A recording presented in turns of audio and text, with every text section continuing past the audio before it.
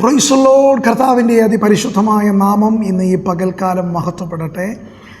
2026 ഈ ഓഗസ്റ്റ് മാസം 15-ാം തീയതി നമ്മുടെ രാജ്യം 80ാമത്തെ സ്വാതന്ത്ര്യ ദിനമായി ഇന്ന് ആഘോഷിക്കുമ്പോൾ കർത്താവിൻ്റെ തിരുവചനവുമായി നിങ്ങളുടെ മുൻപിലേക്ക് വരുവാൻ കർത്താവ് ഇന്ന് ഈ പകൽ എൻ്റെ ജീവിതത്തിലൊരുക്കിയ ഈ വലിയ ഭാഗ്യത്തെ ഓർത്ത് ഞാൻ ദൈവത്തെ സ്തുതിക്കുന്നു, സ്തോത്രം ചെയ്യുന്നു. പ്രത്യേകാൽ പ്രാർത്ഥിക്കുന്ന ഓരോ ദൈവ പൈതലിൻ്റെയും രക്ഷിക്കപ്പെട്ട് കർത്താവായ യേശുവിനെ ആരാധിക്കുന്ന, കർത്താവായ യേശുവിനോട് പ്രാർത്ഥിക്കുന്ന, ദൈവത്തെ ആരാധിക്കുന്ന ഏതൊരു ദൈവ പൈതലിൻ്റെയും ഒരു വലിയ ഉത്തരവാദിത്വമാണ് നമ്മൾ പാർക്കുന്ന, നമ്മൾ ജീവിക്കുന്ന നമ്മുടെ രാജ്യത്തിനു വേണ്ടി പ്രാർത്ഥിക്കുക എന്നുള്ളത്. ആയതിനാൽ ഈ ഇന്ത്യ മഹാരാജ്യത്തിനു വേണ്ടി പ്രാർത്ഥിക്കുക എന്നത് നമ്മുടെ ഉത്തരവാദിത്വമാണ്. പിന്നെയും നമ്മൾ ചിന്തിച്ചാൽ ഇപ്രകാരം ഇന്ന് ഈ പകൽ എനിക്ക് പറയുവാൻ കഴിയും, നമ്മെ ഓരോരുത്തരെയും നമ്മുടെ രാജ്യത്തിൻ്റെ കാവൽക്കാരായി ദൈവം നിർത്തിയിരിക്കുന്നു. അഥവാ മറ്റൊരു ആത്മീക അർത്ഥത്തിൽ പറഞ്ഞാൽ നമ്മുടെ മാതൃരാജ്യമായ ഈ ഇന്ത്യക്ക് വേണ്ടി പ്രാർത്ഥിക്കുവാൻ ദൈവം നിയോഗിച്ച് ആക്കി വച്ചിരിക്കുന്ന പ്രാർത്ഥനാ പോരാളികളാണ് നമ്മൾ ഓരോരുത്തരും. ആയതുകൊണ്ട് ഈ ദിവസങ്ങളിൽ നമ്മുടെ രാജ്യത്തിന് വേണ്ടി നമുക്ക് പ്രാർത്ഥിക്കാം, നമ്മുടെ രാജ്യത്തിന് വേണ്ടി നമുക്ക് ദൈവസന്നിധിയിൽ കരയാം, നമ്മുടെ രാജ്യത്തിന് വേണ്ടി ദൈവസന്നിധിയിൽ നമുക്ക് മധ്യസ്ഥത ചെയ്യാം, നമ്മുടെ രാജ്യത്തിന് വേണ്ടി നമുക്ക് കാവൽ നിൽക്കാം, നമ്മുടെ രാജ്യം രക്ഷിക്കപ്പെടുവാൻ, നമ്മുടെ രാജ്യം സത്യദൈവത്തെ അറിയുവാൻ, നമ്മുടെ രാജ്യം ദൈവരാജ്യത്തിന് വേണ്ടി ഒരുക്കപ്പെടുവാൻ, നമ്മുടെ രാജ്യം യേശുവിൻ്റെ രക്തത്താൽ വിശുദ്ധീകരിക്കപ്പെടാൻ നമുക്ക് ഒരുമിച്ച് പ്രാർത്ഥിക്കാം. എല്ലാ കണ്ണുകളും ദൈവസന്നിധിയിൽ അടച്ചാട്ടെ. നമുക്ക് ഒരുമിച്ച് ദൈവസന്നിധിയിൽ നമ്മുടെ രാജ്യത്തിന് വേണ്ടി പ്രാർത്ഥിക്കാം. നമ്മുടെ മാതൃരാജ്യമായ ഈ ജനാധിപത്യ രാജ്യമായ ഇന്ത്യക്ക് വേണ്ടി നമുക്ക് ഒരുമിച്ച് പ്രാർത്ഥിക്കാം. ഈ ഇന്ത്യയെ ദൈവം അനുഗ്രഹിക്കുവാൻ, നമ്മുടെ രാജ്യത്തെ ദൈവം അനുഗ്രഹിക്കുവാൻ, എല്ലാ നിലയിലും ലോകരാജ്യങ്ങളിൽ അനുഗ്രഹിക്കപ്പെട്ട ഒരു രാജ്യമായി തന്നെ കർത്താവ് നമ്മുടെ രാജ്യത്തെ തീർക്കുവാൻ, എല്ലാ നിലയിലും ആമേൻ അനുഗ്രഹമുള്ള, എല്ലാ നിലയിലും നന്മയുള്ള ഒരു ദേശമായി ഈ ദേശം തീരുവാൻ, ഒരു രാജ്യമായി നമ്മുടെ രാജ്യം മാറ്റപ്പെടുവാൻ നമുക്ക് ഒരുമിച്ച് പ്രാർത്ഥിക്കാം. ഹല്ലേലൂയ. ഫൈനാൻഷ്യൽ മേഖലകളിൽ ആമേൻ സ്തോത്രം, മറ്റു സകല മേഖലകളിലും ലോകരാജ്യങ്ങളുടെ നടുവിൽ പല മേഖലകളിലും ആമേൻ നമ്മുടെ രാജ്യം അതിൻ്റെ കയ്യൊപ്പ് രേഖപ്പെടുത്തുന്ന നിലയിലുള്ള തലങ്ങളിൽ, അതിൻ്റെ ഉന്നമനങ്ങളിലേക്ക്, അതിൻ്റെ ഉന്നതികളിലേക്ക് നമ്മുടെ രാജ്യം എത്തപ്പെടേണ്ടതിനായി നമുക്ക് പ്രാർത്ഥിക്കാം. ഹല്ലേലൂയ. ആത്മീക ഭൗതിക മേഖലകളിൽ നമ്മുടെ രാജ്യം അനുഗ്രഹിക്കപ്പെടുവാൻ നമുക്ക് പ്രാർത്ഥിക്കാം. അതുപോലെ നമ്മുടെ രാജ്യത്തിൻ്റെ പ്രസിഡന്റിന് വേണ്ടി പ്രാർത്ഥിക്കാം, നമ്മുടെ രാജ്യത്തിലെ പ്രധാനമന്ത്രിക്ക് വേണ്ടി പ്രാർത്ഥിക്കാം, നമ്മുടെ രാജ്യത്തിലെ 28 മുഖ്യമന്ത്രിമാർക്കായി പ്രാർത്ഥിക്കാം. ആമേൻ. എല്ലാ മന്ത്രിമാർക്കായി പ്രാർത്ഥിക്കാം. അധികാര സ്ഥാനങ്ങളിൽ ഇരിക്കുന്ന ഓരോ വകുപ്പുകൾ കൈകാര്യം ചെയ്യുന്ന ആമേൻ എല്ലാ ആമേൻ അധികാരികൾക്കായി, എല്ലാ മന്ത്രിമാർക്കായി, എല്ലാ IAS IPS മറ്റ് ഓഫീസേഴ്സിനായിട്ടൊക്കെ നമുക്ക് പ്രാർത്ഥിക്കാം.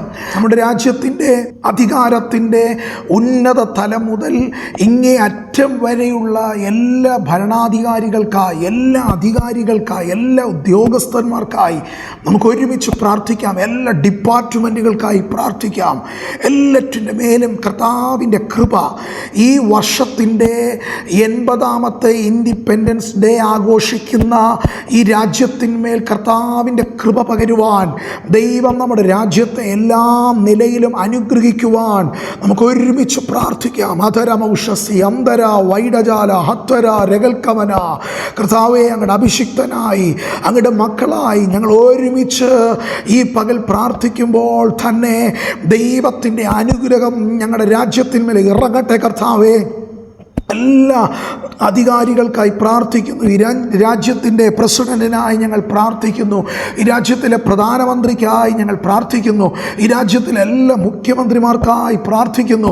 ഈ രാജ്യത്തിലെ ചെറുതും വലുതുമായ എല്ലാ ഡിപ്പാർട്ട്മെൻറ്റുകൾ കൈകാര്യം ചെയ്യുന്ന എല്ലാ കർത്താവേ, കേന്ദ്ര സംസ്ഥാന മന്ത്രിമാർക്കായി, മറ്റ് MP-മാർക്കായി, MLA-മാർക്കായി, ഓരോ ആമേൻ സ്തോത്രം കോർപ്പറേഷനുകൾക്കായി, എല്ലാ മുനിസിപ്പാലിറ്റികൾക്കായി, എല്ലാ കർത്താവേ ആമേൻ ജില്ലാ പഞ്ചായത്തുകൾക്കായി, എല്ലാ പഞ്ചായത്തുകൾക്കായി, എല്ലാ സ്തോത്രം വാർഡുകൾക്കായി, അതിനെയൊക്കെ ലീഡ് ചെയ്യുന്ന, അതിനെയൊക്കെ ഭരിക്കുന്ന എല്ലാ ഭരണാധികാരികൾക്കായി, ആമൻ ദൈവകൃപയാൽ തിരഞ്ഞെടുക്കപ്പെട്ട ആമൻ എല്ലാ അധികാരികൾക്കായി, എല്ലാ അവൻ സ്ഥാനമാനങ്ങളിൽ ഇരിക്കുന്ന വ്യക്തികൾക്കായി ഞങ്ങൾ ഒരുമിച്ച് പ്രാർത്ഥിക്കുന്നു.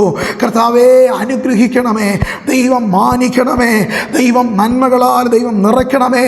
ഈ രാജ്യത്തെ ഭരിക്കുവാൻ അവൻ ദൈവകൃപയാൽ നല്ല നിലകളിൽ ഈ രാജ്യത്തെ ഭരിക്കുവാൻ ആവശ്യമായ ജ്ഞാനവും ദൈവത്തിൻ്റെ കൃപയും ബുദ്ധിയും ഒക്കെ കർത്താവ് അങ്ങ് നൽകേണ്ടതിനായി ഞങ്ങൾ പ്രാർത്ഥിക്കുന്നു.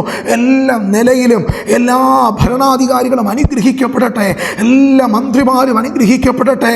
അവൻ ഇന്ത്യൻ പ്രസിഡന്റ് മുതൽ കർത്താവെ ഞങ്ങളുടെ ഹല്ലേലൂയ പഞ്ചായത്തുകളിൽ ഓരോ വാർഡുകളെ അവൻ സ്തോത്രം ഭരിക്കുന്ന അവൻ മെമ്പേഴ്സ് വരെ ഉള്ള എല്ലാ അധികാരവർഗത്തെയും ഞങ്ങൾ അനുഗ്രഹിച്ച് പ്രാർത്ഥിക്കുകയാണ്. അധികാരത്തിലിരിക്കുന്ന, സ്ഥാനമാനങ്ങളിൽ ഇരിക്കുന്ന എല്ലാവർക്കുമായി ഞങ്ങൾ പ്രാർത്ഥിക്കുന്നു. ദൈവം എല്ലാവരെയും അനുഗ്രഹിച്ചാട്ടെ. പ്രത്യേകിച്ച് ഞങ്ങളുടെ രാജ്യത്തിലെ 28 സ്റ്റേറ്റുകൾക്കായി ഞങ്ങൾ ഒരുമിച്ച് പ്രാർത്ഥിക്കുകയാണ്. ഹല്ലേലൂയ.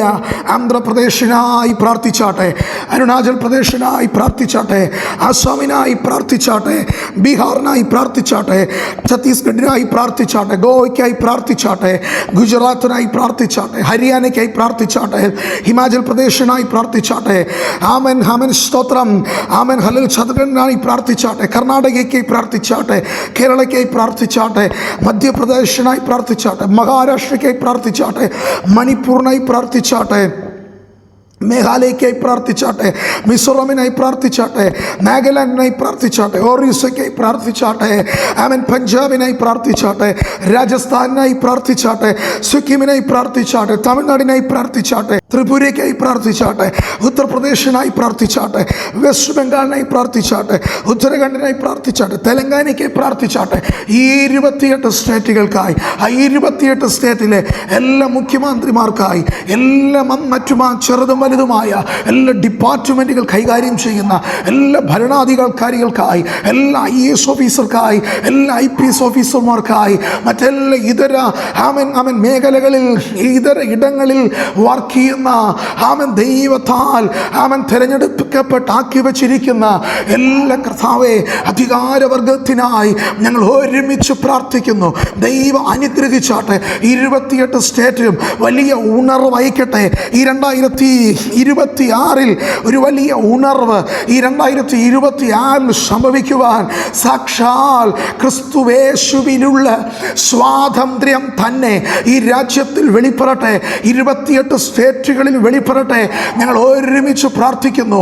ഈ രാജ്യത്തിൽ കർത്താവേ ഹല്ലേലൂയ ആമേൻ സ്തോത്രം. സുവിശേഷ വേലകൾ വർദ്ധിക്കട്ടെ, ദൈവസഭകൾ വർദ്ധിക്കട്ടെ. ഈ രാജ്യം രക്ഷിക്കപ്പെടട്ടെ, ഈ രാജ്യം മാനസാന്തരപ്പെടട്ടെ, ഈ രാജ്യം സ്നാനപ്പെടട്ടെ. ഈ രാജ്യത്തിലുള്ള ജനം അവൻ ക്രിസ്തുവിൻ്റെ അവൻ സ്നേഹത്താൽ പിടിക്കപ്പെടട്ടെ.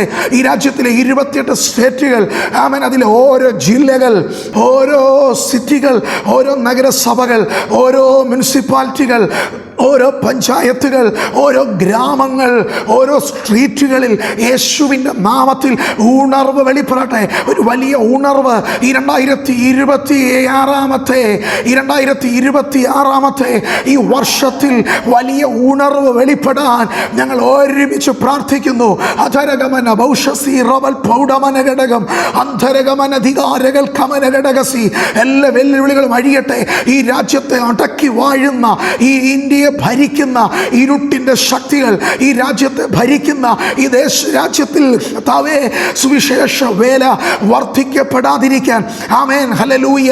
അങ്ങയുടെ വചനം ഇങ്ങനെ പറയുന്നല്ലോ, 2025 വർഷങ്ങൾക്ക് മുൻപ് ഞങ്ങളുടെ കർത്താവ് ഇങ്ങനെ പറഞ്ഞല്ലോ, വേല അധികമുണ്ട്, വേലക്കാരോ ചുരുക്കമെന്ന്.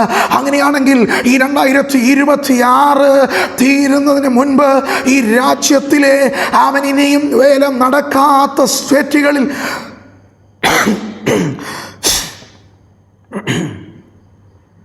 ഇനിയും വേല നടക്കാത്ത അവൻ ജില്ലകളിൽ, സ്ട്രീറ്റുകളിൽ, ഗ്രാമങ്ങളിൽ അവൻ സ്തോത്രം ഹല്ലേലൂയ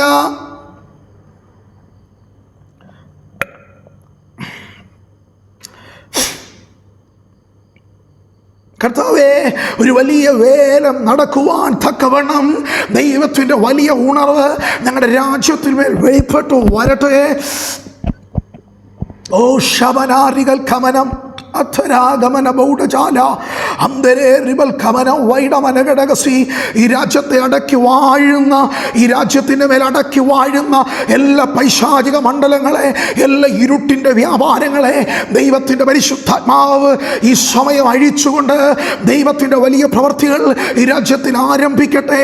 യേശുവിൻ്റെ നാമത്തിൽ സുവിശേഷ വേലകൾ വർദ്ധിക്കട്ടെ, സഭകൾ വർദ്ധിക്കട്ടെ, അഭിഷിക്തന്മാർ എഴുന്നേൽക്കട്ടെ, പുതിയ വേലക്കാർ എഴുന്നേൽക്കട്ടെ. യേശുവിൻ്റെ നാമത്തിൽ ഈ ദേശത്തിലെ, ഈ രാജ്യത്തിലെ സുവിശേഷ വേല വർദ്ധിച്ചു വരട്ടെ. യേശുവിൻ നാമത്തിൽ സുവിശേഷ വിരോധികൾ മാനസാന്തരപ്പെടട്ടെ. സുവിശേഷ വിരോധികൾ യേശുവിൻ്റെ സ്നേഹത്താൽ പിടിക്കപ്പെടട്ടെ. സുവിശേഷ വിരോധികൾ സത്യം അറിയട്ടെ. സുവിശേഷ വിരോധികൾ ദൈവസഭയെ തകർക്കുന്ന, അഭിഷിക്തന്മാരെ തല്ലുന്ന, ദൈവസഭയെ ആമൻ ഹല്ലേലൂയ തീയിട്ട് നശിപ്പിക്കുന്ന, ആമൻ ആലയങ്ങളെ തകർക്കുന്ന, ആമൻ ആമൻ സ്തോത്രം, കൂടിയിരുന്ന് പ്രാർത്ഥിക്കുന്ന, കൂടിയിരുന്ന് ആരാധിക്കുന്ന ദൈവത്തിൻ്റെ ജനത്തെ ആമൻ ഹല്ലേലൂയ അവൻ ശാരീരികമായും മാനസികമായും നിയമപരമായും ആമൻ സ്തോത്രം ജയില അറകളിൽ അടച്ചുമൊക്കെ പീഡിപ്പിച്ചു കൊണ്ടിരിക്കുന്ന വ്യക്തികൾ, അധികാരവർഗങ്ങൾ, മറ്റു സമുദായത്തിൽ അല്ലെങ്കിൽ ഇതര അനുഭവങ്ങളിലായിരിക്കുന്നവർ എല്ലാവരും യേശുവിൻ്റെ സ്നേഹത്തെ തിരിച്ചറിയട്ടെ. കർത്താവേ, അങ്ങയുടെ മഹത്വം പ്രഭയമേൻ, അങ്ങയുടെ മഹത്വം ഈ രാജ്യത്തിൽ വെളിപ്പെടട്ടെ. ദൈവത്തിൻ്റെ ഗ്ലോറി ഈ 2026 ഈ ഇന്ത്യ രാജ്യത്തിൽ വെളിപ്പെട്ടു വരുവാൻ ഞങ്ങൾ ഒരുമിച്ച് പ്രാർത്ഥിക്കുകയാണ്. ഹല്ലേലൂയ. ദൈവത്തിൻ്റെ വലിയ കൃപ ഞങ്ങളുടെ രാജ്യത്തിൽ ദൈവം അയക്കുന്നതിനായി സ്തോത്രം. വലിയ ഉണർവ് ഈ രാജ്യത്തിൽ അയക്കുന്നതിനായി സ്തോത്രം. അത്ഭുതങ്ങൾ ഈ രാജ്യത്തിൽ നടക്കട്ടെ. രോഗികൾ സൗഖ്യമാകട്ടെ, ബന്ധനസ്ഥർ സ്വതന്ത്രരാകട്ടെ, ഭാവികൾ മാനസാന്തരപ്പെടട്ടെ, കൊലപാതകന്മാർ യേശുവിൻ്റെ സ്നേഹത്താൽ പിടിക്കപ്പെടട്ടെ, ഭാവികൾ മാനസാന്തരപ്പെടട്ടെ. എല്ലാ മേഖലകളിലും ദൈവത്തിൻ്റെ കൃപ വെളിപ്പെടട്ടെ.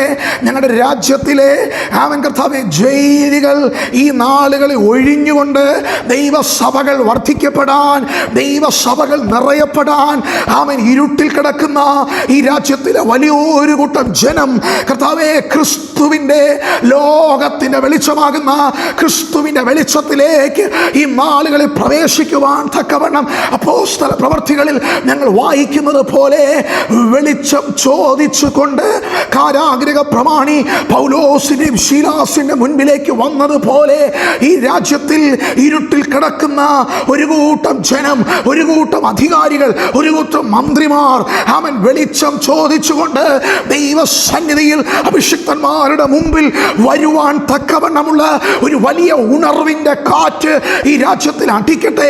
ഈ രാജ്യത്തിൻ്റെ പല ഭാഗങ്ങളിൽ ഇന്ന് ഉണ്ടായിക്കൊണ്ടിരിക്കുന്ന അനർത്ഥങ്ങൾ, ദോഷങ്ങൾ, പ്രകൃതിയുടേതാകുന്ന പ്രശ്നങ്ങൾ, പ്രതിസന്ധികൾ, ദുർമരണങ്ങൾ, അവൻ ആത്മഹത്യകൾ, അവൻ സ്തോത്ര അപകടങ്ങൾ, മറ്റു പ്രശ്നങ്ങൾ, അവൻ ലഹരിയുടെ പിടിയിൽ പെട്ടുകിടക്കുന്ന, അവൻ സ്തോത്ര പാപത്തിൻ്റെ പിടിയിൽ പെട്ടുകിടക്കുന്ന ഈ രാജ്യത്തിൻ്റെ തലമുറ, ഈ രാജ്യത്തിൻ്റെ ന്യൂ ജനറേഷൻ യേശുവിൻ്റെ രക്തത്താലും യേശുവിൻ്റെ വചനത്താലും യേശുവിൻ്റെ നാമത്താലും ഈ നാളുകളെ സ്വതന്ത്രരാകാൻ ഞങ്ങൾ ഒരുമിച്ച് പ്രാർത്ഥിക്കുന്ന കർത്താവേ, ദൈവത്തിൻ്റെ വലിയ പ്രവൃത്തി ഞങ്ങളുടെ രാജ്യത്തിൽ ഈ 80ാമത്തെ സ്വാതന്ത്ര്യ ദിനം ആഘോഷിക്കുന്ന ഈ വേളയിൽ ഞങ്ങൾ ഒരുമിച്ച് പ്രാർത്ഥിക്കുമ്പോൾ തന്നെ ഈ രാജ്യത്തിൽ ഉണർവിൻ്റെ കാറ്റടിക്കട്ടെ. ദൈവ വലിയ ഈ രാജ്യത്തിനായി ചെയ്യുന്നതിനായി സ്തോത്രം. മഹത്വം മുഴുവനും അങ്ങേക്ക്. പ്രാർത്ഥന കേട്ട കൃപകൾക്കായി സ്തോത്രം. യേശു ക്രിസ്തുവിൻ നാമത്തിൽ തന്നെ. ആമേൻ, ആമേൻ, ആമേൻ.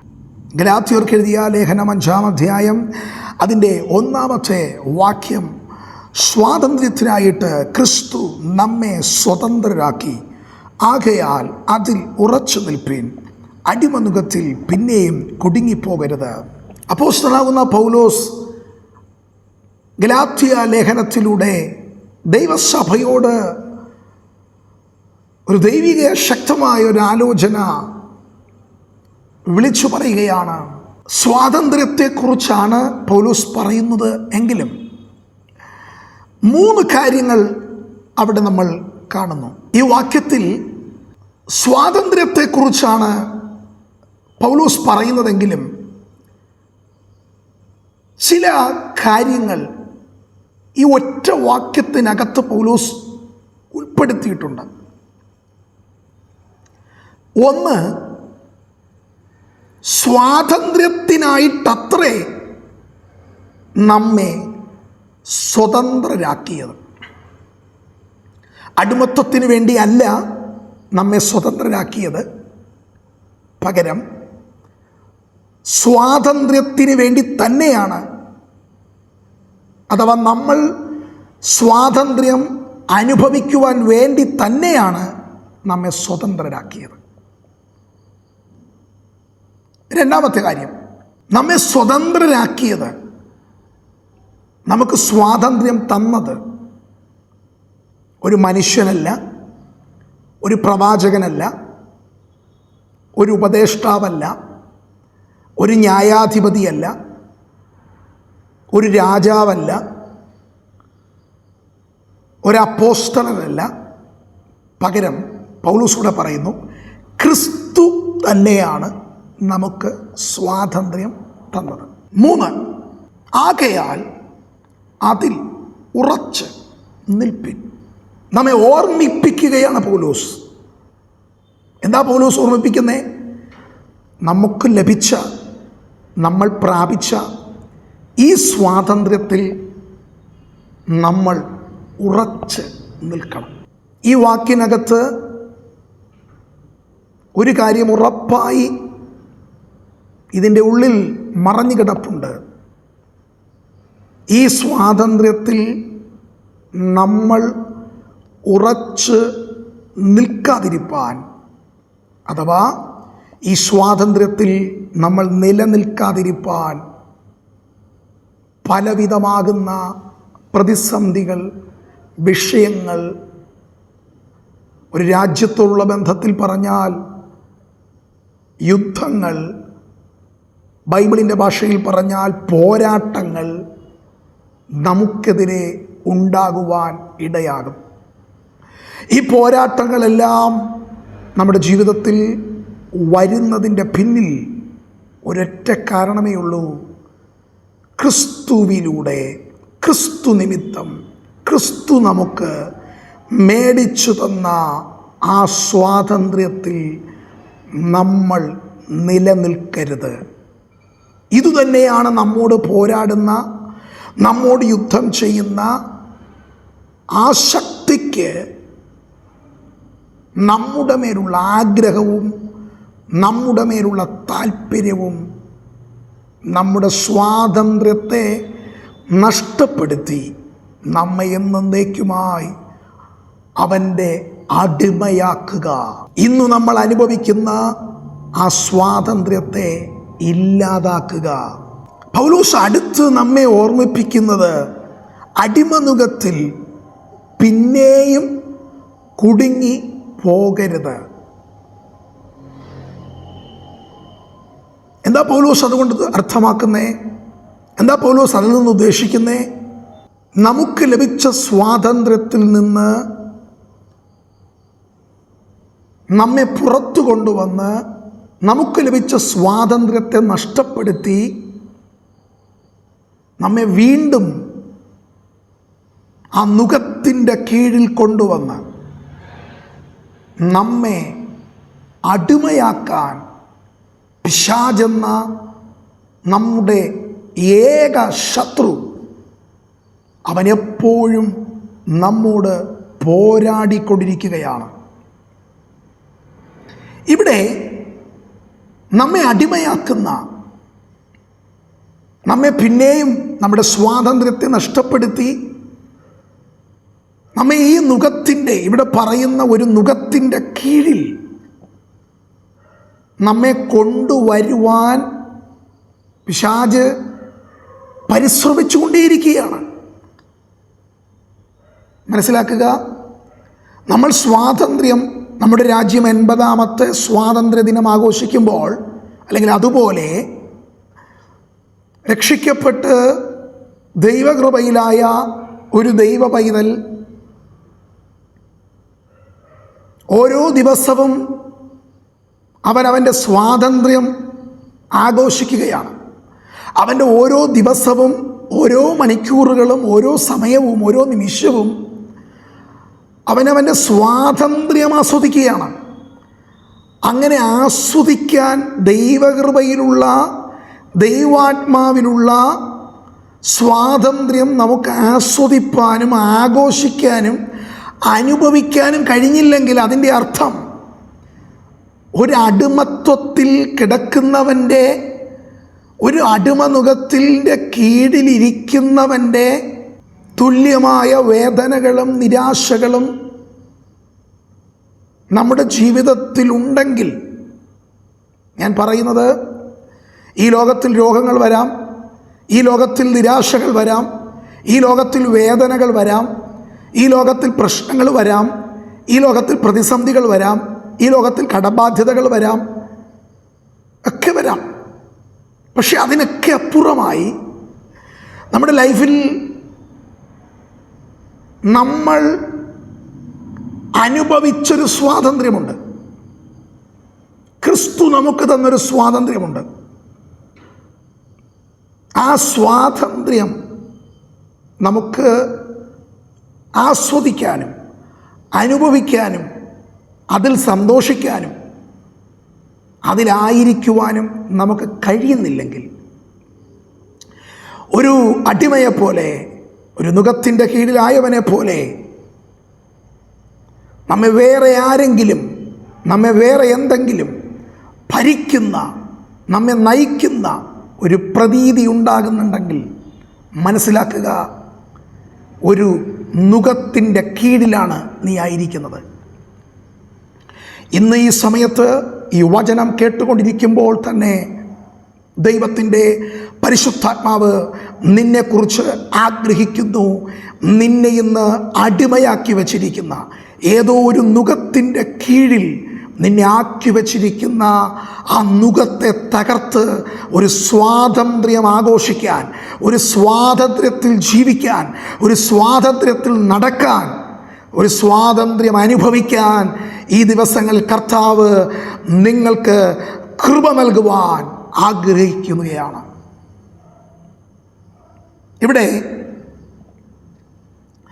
ഗലാത്യർക്ക് ലേഖനം 5-ാം അധ്യായം 1-ാം വാക്യത്തിൽ പറയുന്ന സ്വാതന്ത്ര്യം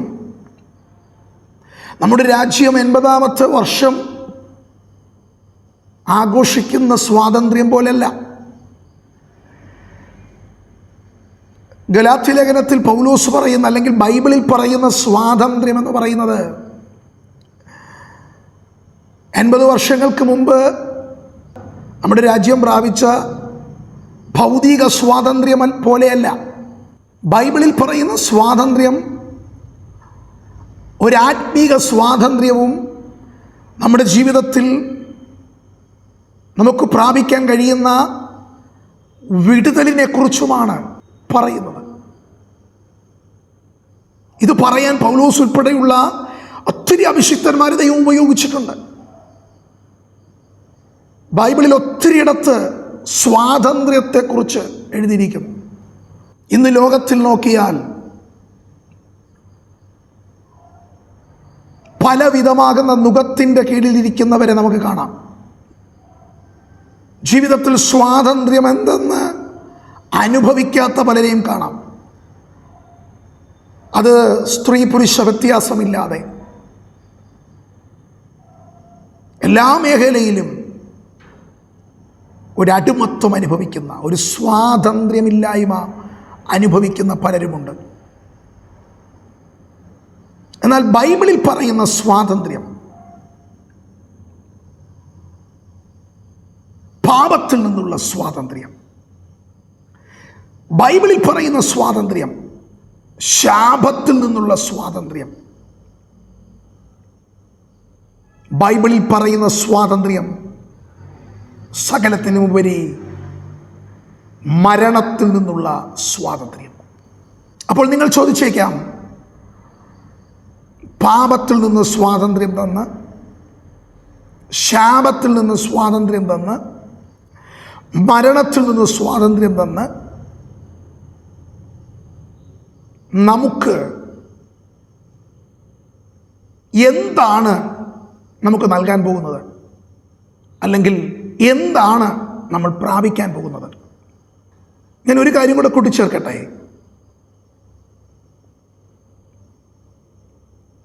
പാപത്തിൽ നിന്നുള്ള സ്വാതന്ത്ര്യവും ശാപത്തിൽ നിന്നുള്ള സ്വാതന്ത്ര്യവും മരണത്തിൽ നിന്നുള്ള സ്വാതന്ത്ര്യവും നമ്മൾ വായിച്ച ഗലാത്യർ 5:1 കാണുന്നത് പോലെ ക്രിസ്തുവാണ് നമുക്കിത് നേടി തന്നത്. യോഹന്നാൻ സുവിശേഷത്തിലേക്ക് 8-ാം അധ്യായം അതിൻ്റെ 36-ാമത്തെ വാക്യത്തിലേക്ക് വരുമ്പോൾ അവിടെ വിശുദ്ധ വേദപുസ്തകം ഇങ്ങനെ പറയുന്നു: പുത്രൻ നിങ്ങൾക്ക് സ്വാതന്ത്ര്യം വരുത്തിയാൽ നിങ്ങൾ സാക്ഷാൽ സ്വതന്ത്രർ ആകും. ആരാണ് പുത്രൻ? യോർദാനിലെ വെള്ളത്തിൽ സ്നാനമേറ്റ് കയറുമ്പോൾ അവിടെ കുടിയുന്ന ജനം ഇങ്ങനെ ഒരു ശബ്ദം കേട്ടു: ഇവൻ എൻ്റെ പ്രിയപുത്രൻ, ഇവനിൽ ഞാൻ പ്രസാദിച്ചിരിക്കുന്നു. അപ്പോൾ ആരാ പുത്രൻ? യേശു ക്രിസ്തുവാണ് പുത്രൻ. നസ്രായനായ യേശുവാണ് പുത്രൻ. പരിശുദ്ധാത്മാവിനാൽ കന്യകയായ മറിയയുടെ ഉദരത്തിൽ 2026 വർഷങ്ങൾക്ക് മുൻപ് ജഡാവതാരമെടുത്ത് ഈ താണഭൂമിയിലേക്ക് ഇറങ്ങി വന്ന് തച്ചനായ ജോസഫിൻ്റെയും അമ്മയായ മറിയയുടെയും മകനായി 33.5 വയസ്സുവരെ ഈ ലോകത്തിൽ ജീവിച്ച് ശുശ്രൂഷിച്ച് കാൽവരിയുടെ കുലമരത്തിൽ 3 ആണിമേൽ തൂക്കപ്പെട്ട് മരിച്ച് അടക്കപ്പെട്ട് 3-ാം നാൾ ഉയർത്തെഴുന്നേറ്റ ആ യേശു അത്രേ ദൈവത്തിൻ്റെ പുത്രൻ. പുത്രൻ നിങ്ങൾക്ക് സ്വാതന്ത്ര്യം വരുത്തിയാൽ നിങ്ങൾ സാക്ഷാൽ സ്വതന്ത്രർ ആകുന്നു. അപ്പോൾ നമ്മൾ സാക്ഷാൽ സ്വതന്ത്രരാകുന്നത് പുത്രനാണ് അത് നൽകുന്നത്. നമ്മൾ സാക്ഷാൽ സ്വതന്ത്രരാകണമെങ്കിൽ പുത്രനിലൂടെ മാത്രമേ ഈ സ്വാതന്ത്ര്യം ലഭിക്കത്തുള്ളൂ. ഞാൻ വീണ്ടും പറയുന്നു, പാപത്തിൽ നിന്ന്, ശാപത്തിൽ നിന്ന്, മരണത്തിൽ നിന്ന് നിനക്ക് ഒരു സ്വാതന്ത്ര്യം വേണമെങ്കിൽ കർത്താവായ യേശു ക്രിസ്തുവിലൂടെ മാത്രമേ അത് ലഭിക്കുകയുള്ളൂ. 2 കൊരിന്ത്യർ ലേഖനം 3-ാം അധ്യായം അതിൻ്റെ 17-ാമത്തെ വാക്യത്തിലേക്ക് വരുമ്പോൾ അപ്പോസ്തലനാകുന്ന പൗലോസ് വീണ്ടും വിളിച്ചു പറയുന്നു: കർത്താവ് എന്നാൽ ആത്മാവാകുന്നു. കർത്താവ് എന്നാൽ ആത്മാവാകുന്നു. കർത്താവിൻ്റെ ആത്മാവുള്ള ഇടത്ത് സ്വാതന്ത്ര്യമുണ്ട്. അപ്പോൾ പുത്രനാണ് നമുക്ക് സ്വാതന്ത്ര്യം തരുന്നത്. ആ പുത്രൻ, ആ കർത്താവ് ആത്മാവാകുന്നു. കർത്താവിൻ്റെ ആത്മാവ് ഉള്ള ഇടത്ത് നമുക്ക് സ്വാതന്ത്ര്യം ഉണ്ട്. റോമർക്കെഴുതിയ ലേഖനം 8-ാം അധ്യായം അതിൻ്റെ 1-2 വാക്യങ്ങൾ വായിക്കുമ്പോൾ അവിടെ നാം ഇങ്ങനെ കാണുന്നു: ക്രിസ്തുവേശുവിലുള്ളവർക്ക് ഇപ്പോൾ ശിക്ഷാവിധിയില്ല. ജീവൻ്റെ ആത്മാവിൻ്റെ പ്രമാണം എന്നെ ക്രിസ്തുവേശുവിൽ പാപത്തിൻ്റെയും മരണത്തിൻ്റെയും പ്രമാണത്തിൽ നിന്ന് സ്വാതന്ത്ര്യനാക്കിയിരിക്കുന്നു. ഏത് പ്രമാണത്തിൽ നിന്ന്? പാപത്തിൻ്റെയും മരണത്തിൻ്റെയും പ്രമാണത്തിൽ നിന്ന് നമ്മെ സ്വതന്ത്രരാക്കിയിരിക്കുന്നു.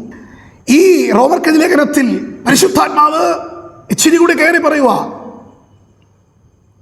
ക്രിസ്തുവാണ് നമുക്ക് സ്വാതന്ത്ര്യം തരുന്നതെന്ന് ആദ്യം നാം കേട്ടു. കർത്താവിൻ്റെ ആത്മാവ് ഉള്ളയിടത്ത് സ്വാതന്ത്ര്യമുണ്ടെന്ന് നമ്മൾ കേട്ടു. എന്നാൽ ഇവിടെ പറയുന്നു ക്രിസ്തുവിലുള്ളവർക്ക്. അപ്പോൾ എങ്ങനെയാ നമ്മൾ ക്രിസ്തുവിലാകണം? എങ്ങനെയാ ക്രിസ്തുവിലാകുക? മരണപുനരുത്ഥാനത്തിന് അനുരൂപരായി തീരണം നമ്മൾ. അതെങ്ങനെയാ സംഭവിക്കുന്നത്? ബൈബിൾ പറയുന്നു, ജലത്തിൽ നാം യേശുവിനെ സാക്ഷിക്കണം. ഇച്ചിരി കൂടി വ്യക്തമായി പറഞ്ഞാൽ ജലസ്നാനം പ്രാപിക്കണം. മരിച്ച് ഒരു കല്ലറയിൽ അടക്കിയിട്ട് ഉയർത്തെഴുന്നേൽക്കുന്നതാണ് മരണ പുനരുത്ഥാനമെങ്കിൽ വെള്ളമാകുന്ന കല്ലറയിൽ നമ്മുടെ ആ പാപമുള്ള പഴയ മനുഷ്യനെ ആ വെള്ളത്തിൽ നാം കുഴിച്ചിട്ടേച്ച് ഒരു പുതിയ മനുഷ്യനായി ഉയർത്തെഴുന്നേറ്റ് പുനരുത്ഥാനം പ്രാപിച്ച് വരുന്ന ഒരു പ്രക്രിയയാണ് സ്നാനമെന്ന് പറയുന്നത്. ആ സ്നാനം സ്വീകരിക്കുന്ന, ഇച്ചിരി കൂടി ആഴത്തിലേക്ക് ഇറങ്ങി പറഞ്ഞാൽ, സ്നാനമേൽക്കുവാൻ അവസരം ഒത്തിരി ലഭിച്ചിട്ടും അതെല്ലാം പാഴാക്കി ഈ ലോകത്തിൻ്റെ അനുഭവങ്ങളിലൂടെ സഞ്ചരിച്ച് ഒടുവിൽ മരണപ്പെട്ടു പോകുന്ന ഒരു മനുഷ്യനൊരിക്കലും അവൻ ക്രിസ്തുവിലല്ല. അവനൊരിക്കലും ഈ മരണ പാപ പ്രമാണങ്ങളിൽ നിന്ന് അവന് മോചനം ലഭിച്ചിട്ടില്ല, അല്ലെങ്കിൽ സ്വാതന്ത്ര്യം ലഭിച്ചിട്ടില്ല. അവന് നേരത്തെ പറഞ്ഞ നിത്യത പ്രാപിക്കുവാൻ കഴിയുകയില്ല. വീണ്ടും ഗലാത്യർക്ക് ലേഖനം 5-ാം അധ്യായം അതിൻ്റെ 13-ാമത്തെ വാക്യത്തിലേക്ക് വരുമ്പോൾ, സഹോദരന്മാരെ, നിങ്ങൾ സ്വാതന്ത്ര്യത്തിനായി വിളിക്കപ്പെട്ടിരിക്കുന്നു. ഈ സ്വാതന്ത്ര്യം ജഡത്തിന് അവസരമാക്കുക മാത്രം ചെയ്യാതെ സ്നേഹത്താൽ അന്യോന്യം സേവിപ്പിൻ. അപ്പോൾ ഈ സ്വാതന്ത്ര്യം നമ്മൾ ഒന്നിനാലും ഈ സ്വാതന്ത്ര്യം നഷ്ടപ്പെടാൻ തക്ക ഒരു അവസരവും നമ്മളായിട്ട് കൊടുക്കരുത്. എങ്ങനെയാണ് ഈ സ്വാതന്ത്ര്യത്തെ പിശാച് കവരുന്നത്? എങ്ങനെയാണ് ഈ സ്വാതന്ത്ര്യം നമുക്ക് നഷ്ടമാകുന്നത്? നമ്മൾ ജഡത്തിലിരിക്കുന്നത് കൊണ്ട്. നമ്മൾ എത്ര ദൈവകൃപയിലാണെങ്കിലും, നമ്മളെത്ര നല്ല വിശ്വാസി എന്ന് പറഞ്ഞാലും, നമ്മളെത്ര പ്രാർത്ഥിക്കുന്നവരെന്ന് പറഞ്ഞാലും, നമ്മളെത്ര ബൈബിൾ വായിക്കുന്നവരെന്ന് പറഞ്ഞാലും, നമ്മളെത്ര ആരാധനകളിൽ സംബന്ധിക്കുന്നവരെന്ന് പറഞ്ഞാലും, നമ്മളായിരിക്കുന്ന ജഡത്തിലാണ്. ഈ ജഡത്തിൽ പല വിധത്തിൽ പല മുഖാന്തരങ്ങളിലൂടെ നമ്മുടെ ക്രിസ്തുയേശുവിലൂടെ നമുക്ക് ലഭിച്ച സ്വാതന്ത്ര്യത്തെ നഷ്ടമാക്കാൻ ശത്രുവാകുന്ന സത്താൻ പല വിധത്തിലും നമുക്കെതിരെ കയറി വരുവാൻ ഇടയാകും. ആ സമയത്ത് പിശാചിൻ്റെ തന്ത്രങ്ങളെ മനസ്സിലാക്കി അതിനെ പ്രാർത്ഥനയിലും ഉപവാസത്തിലും ദൈവമായിട്ടുള്ള ബന്ധത്തിലും ദൈവവചന ധ്യാനത്തിലും ദൈവകൃപയിലും ആശ്രയിച്ച് അതിനെ ജയിച്ച് മുന്നേറുവാൻ നമുക്ക് കഴിഞ്ഞാൽ, ഞാൻ ആരംഭത്തിൽ പറഞ്ഞ ആ നിത്യജീവൻ നമുക്ക് പ്രാപിപ്പാൻ കഴിയും. റോമർക്കെഴുതിയ ലേഖനം 6-ാം അധ്യായം 22-ാമത്തെ വാക്യത്തിലേക്ക് വരുമ്പോൾ അപ്പോസ്തലനാകുന്ന പൗലോസിനോട് പരിശുദ്ധാത്മാവ് വിളിച്ചു പറയുന്നു, എന്നാലിപ്പോൾ പാപത്തിൽ നിന്ന് സ്വാതന്ത്ര്യം പ്രാപ്തരായി ദൈവത്തിന് ദാസരായി തീർന്നിരിക്കൊണ്ട് നിങ്ങൾക്കുള്ള ഫലം വിശുദ്ധീകരണവും അതിൻ്റെ അവസാനം നിത്യജീവനും ആകുന്നു. എന്തുവാ ഇവിടെ പരിശുദ്ധാത്മാവ് പറയുന്നേ? പാപത്തിൽ നിന്ന് നമുക്ക് സ്വാതന്ത്ര്യം കർത്താവായ യേശു തന്നു കഴിഞ്ഞാൽ പിന്നെ എന്താ അടുത്ത പ്രോസസ്സിങ്? ഉടനെ തന്നെ നമ്മൾ ദൈവത്തിൻ്റെ ദാസീദാസന്മാരാകുകയാണ്. നമ്മൾ ദൈവത്തിൻ്റെ ദാസീദാസന്മാരായി കഴിഞ്ഞാൽ എന്താണ് പിന്നെ നമുക്ക് ലഭിക്കുന്ന ഫലം? 2 കാര്യങ്ങളാണ്. ഒന്ന്, പൗലോസ് പറയുന്നു വിശുദ്ധീകരണം. 2, നിത്യജീവൻ. ഈ ദിവസങ്ങളിൽ നമുക്ക് ആ വിശുദ്ധീകരണവും ആ നിത്യജീവനും പ്രാപിപ്പാൻ ദൈവം നമ്മെ സഹായിക്കട്ടെ. വീണ്ടും റോമർക്കെഴുതിയ ലേഖനം 8-ാം അധ്യായം അതിൻ്റെ 1-2 വാക്യങ്ങൾ വായിക്കുമ്പോൾ അവിടെ പൗലോസ് ഇങ്ങനെ പറയുന്നു, അതുകൊണ്ട് ഇപ്പോൾ ക്രിസ്തുയേശുവിലുള്ളവർക്ക് ഒരു ശിക്ഷാവിധിയുമില്ല. നമ്മൾ നേരത്തെ വായിച്ച വാക്യമാണ്, ഒരു ശിക്ഷാവിധിയുമില്ല. ജീവൻ്റെ ആത്മാവിൻ്റെ പ്രമാണം എനിക്ക് പാപത്തിൻ്റെയും മരണത്തിൻ്റെയും പ്രമാണത്തിൽ നിന്ന് ക്രിസ്തുയേശുവിൽ സ്വാതന്ത്ര്യം വരുത്തിയിരിക്കുന്നു. ഞാൻ ഇന്ന് ഈ പകൽ ഒരിക്കൽ കൂടെ ആവർത്തിക്കട്ടെ. പാപത്തിൽ നിന്ന്, ശാപത്തിൽ നിന്ന്, മരണത്തിൽ നിന്ന് നമ്മെയും ഇപ്പോൾ ഈ ഭൂമിയിലുള്ളവരായ നമ്മെയും ഇനി ജനിക്കുവാനുള്ളവരായ അടുത്ത തലമുറകളെയും, അഥവാ കർത്താവായ യേശുക്രിസ്തുവിൻ്റെ മേഘങ്ങളിലുള്ള തൻ്റെ രണ്ടാം പ്രത്യക്ഷതയ്ക്ക് മുന്നേ ഈ ഭൂമിയിൽ ജീവിക്കുന്ന സകല മനുഷ്യർക്കും പാപത്തിൽ നിന്നും, ശാപത്തിൽ നിന്നും, മരണത്തിൽ നിന്നും സ്വാതന്ത്ര്യം കൽപ്പിച്ച് ഈ നമ്മൾ വായിച്ചതുപോലെ വിശുദ്ധീകരണവും പിന്നെ നിത്യജീവനും നമുക്ക് നൽകുന്നവനാണ് നമ്മുടെ കർത്താവായ യേശു. അത് പ്രാപിക്കാൻ എന്താ ചെയ്യേണ്ടത്? ഒറ്റ വഴിയേ ഉള്ളൂ. കർത്താവായ യേശുവേ, ഞാനും എൻ്റെ കുടുംബവും ഞങ്ങൾ അങ്ങേ വിശ്വസിക്കുന്നു. എൻ്റെ ഹൃദയത്തിലേക്ക് ഞാൻ അങ്ങേ സ്വാഗതം ചെയ്യുന്നു, ഞാൻ സ്വീകരിക്കുന്നു എന്ന് ഹൃദയം കൊണ്ട് വിശ്വസിക്കുകയും വായ് കൊണ്ട് ഏറ്റുപറയുകയും ചെയ്യുമ്പോൾ നിന്റെ അടിമ നുഖങ്ങൾ തകരപ്പെടും. നിനക്ക് ഒരു സ്വാതന്ത്ര്യം ഉണ്ടാകും. പിന്നെ എന്താ നമ്മൾ ചെയ്യേണ്ടത്? ആ അടിമനുഖത്തിൽ പിന്നെയും അകപ്പെടാതിരിക്കാൻ ദൈവകൃപയിലും വിശുദ്ധിയിലും ദൈവവചനപ്രകാരവും നമ്മൾ ഈ ഭൂമിയിൽ ജീവിക്കുവാൻ ഇടയാകണം. എന്താ അടുത്ത പ്രോസസ്സിങ്? ഞാൻ ആരംഭത്തിൽ പറഞ്ഞതുപോലെ ക്രിസ്തുവിലായിത്തീരണം, അഥവാ ക്രിസ്തുവിനെ ധരിക്കണം. ക്രിസ്തുവിലുള്ള ഒരു മനുഷ്യനായിത്തീരണം. എന്താണത്? സ്നാനം ഏൽക്കണം. സ്നാനമേറ്റു കഴിഞ്ഞാൽ നീ വിശുദ്ധിയിൽ ജീവിച്ച്, ദൈവകൃപയിൽ ഞാൻ നേരത്തെ പറഞ്ഞ പോലെ ദൈവകൃപയിലും ജീവിച്ച്, ഒടുവിൽ ഈ ലോകത്തിലെ നമ്മുടെ ജഡത്തിലെ ഈ മനുഷ്യൻ, ഈ ശരീരം നമ്മൾ ഒന്നുകിൽ മരണപ്പെടും, അല്ല എങ്കിൽ കർത്താവായ യേശുവിൻ്റെ മധ്യാകാശത്തുള്ള രണ്ടാമത്തെ പ്രത്യക്ഷത ഉണ്ടാകും. ഇത് രണ്ടിലേതെങ്കിലും ഒന്ന് സംഭവിക്കും. ഈ രണ്ടിലേതെങ്കിലും ഒന്നിലൂടെ നമ്മൾ കടന്നു പോയാലേ മതിയാകത്തുള്ളൂ. ഏതൊരു മനുഷ്യനും, ഏതൊരു ജാതിക്കാരനും, ഏത് മതസ്ഥനും കടന്നു പോയാലേ മതിയാകത്തുള്ളൂ. ഒന്നുകിൽ നീ ജീവനോടിരിക്കുമ്പോൾ കർത്താവിൻ്റെ വരവ് സംഭവിക്കും.